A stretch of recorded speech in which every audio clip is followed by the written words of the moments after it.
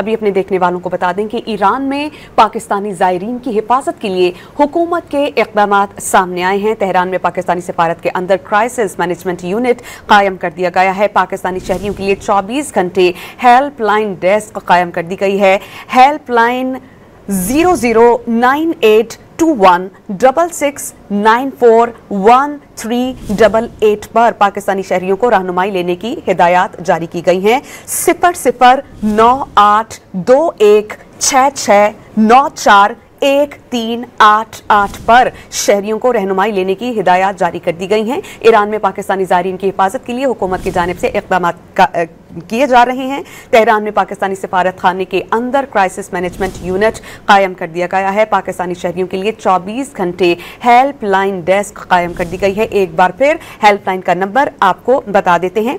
00982166941388